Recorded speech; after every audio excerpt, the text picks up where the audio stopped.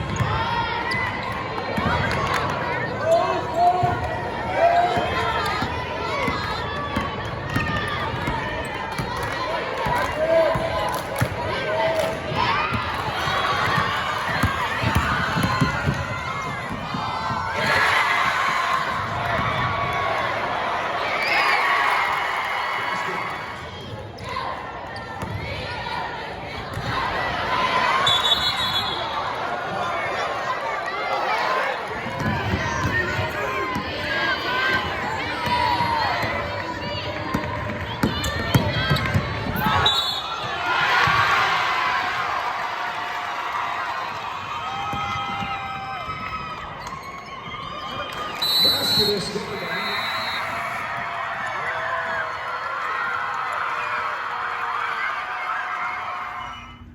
Trinity, it is your last game, but it also marks the last time your dad's going to be your coach. Expound on it just a little. Well, it's definitely been a journey. I am so incredibly thankful for everything he's done for me.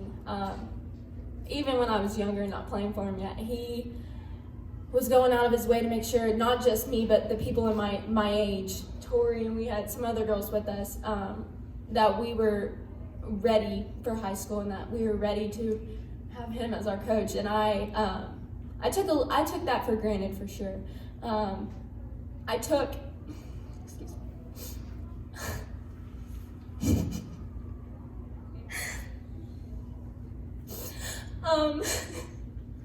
I took our little late night film sessions and stuff that it was just me and him. I took all of our individual training sessions, all of that stuff for granted. 100% took it for granted. And I wouldn't trade any of the yelling and any of the heart-to-heart conversations, any of that. I would never trade that for the world, ever. As you head to, correct me if I'm wrong, southwestern Oklahoma? Yes, sir. What's the one piece of advice, either with him as a father or a coach, you're going to carry with you over there and say, hey, I'll remember this? I think one thing that we've been a lot through this year is to remain passionate and not emotional, because that applies to me more than anyone, just because I find myself getting really wrapped up into games and making myself emotional rather than just playing with passion. And I think going into college, that's one thing that I'm going to take with me, is just to remain passionate about the game and know that although like the emotions can come later, like I need to remain passionate about the things that I know I can do on the court. We'd like to make an opening statement and we'll take some questions. Yes, great year.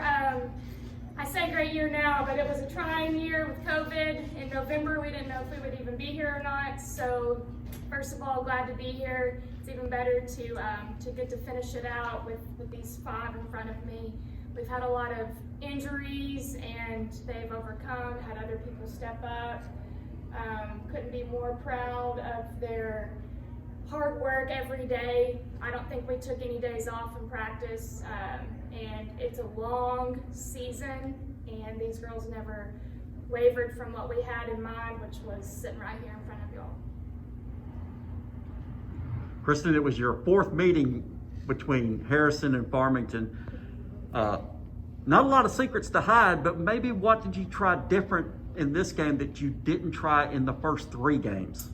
I've been telling them I don't feel like we've put a full game together yet. I knew what we had to offer, both offense and defense, and we would play really good at defense and then kind of struggle offensively and vice versa. They finally put it together, and I feel like it wasn't any secrets. I wasn't surprised at anything today. This morning they were aggressive. They were the most aggressive team. We actually rebounded. They are probably glad they have to hear that from the sideline screaming at them. They probably have nightmares. But they just put a full game together. I'm not surprised. I honestly feel like we were the better team throughout the year. When they made a 12-2 run there in the 3rd and 4th quarter and got within 5 points, did you think back to regionals? Thanks, Jeff. I actually called a timeout and I actually told them, take a breath, breathe, relax. It's our game. We're not going to let that happen again. And they went out and stopped that. You had a concerted effort to limit them from, shooting threes, and not only did they not take them, they didn't make what they got. How much of that was in that you had sort of put into the plan for this game in particular? That was the number one plan. That in transition.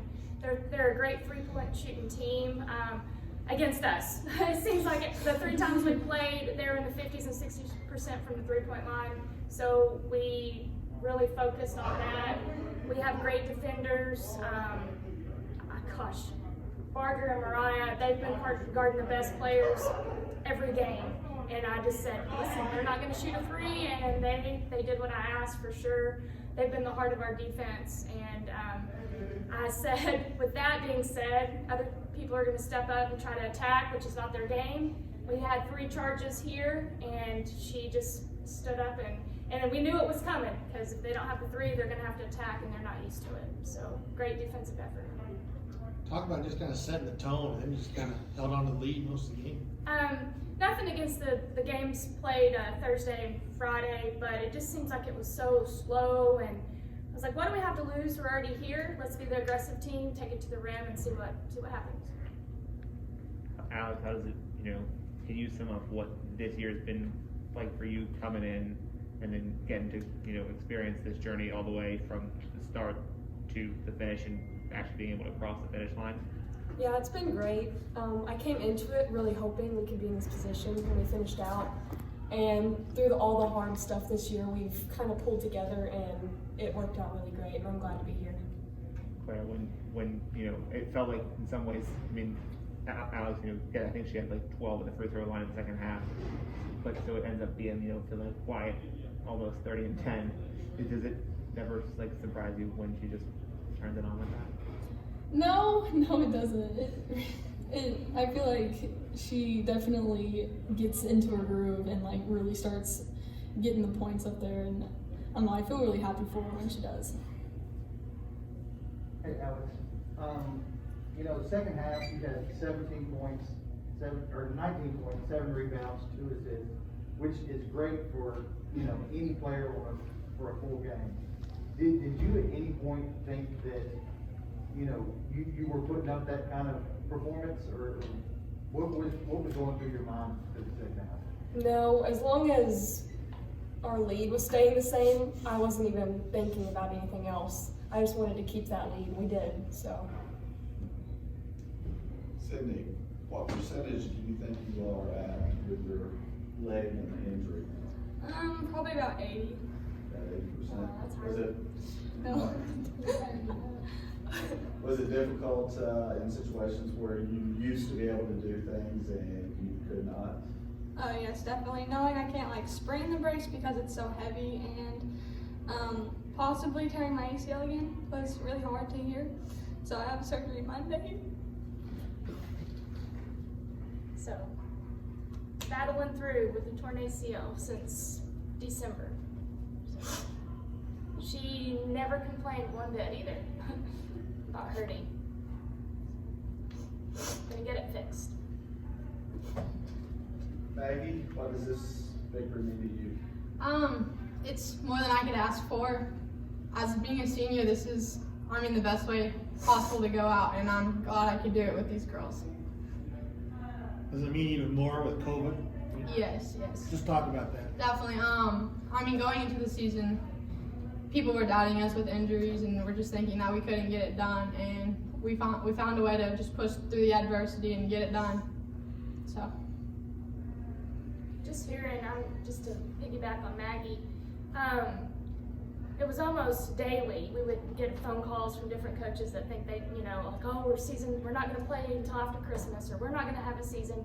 Just hearing all that chatter and the unknowns in November and December, they still came to practice every day. And that was kind of what we had to keep saying over and over again. We don't know. We don't know, so we might as well try our best and be prepared if we do get a season, if we get to finish season. I met them through a Zoom call for, 6 weeks? I didn't even know them face to face. We finally had practice we couldn't touch. Just adversity in general, and these girls never complained. I would send them workouts. They had a video them back. They never missed a workout. I just can't say enough about the time, the effort, the attitude that these girls put into season, and it just shows that hard work pays off.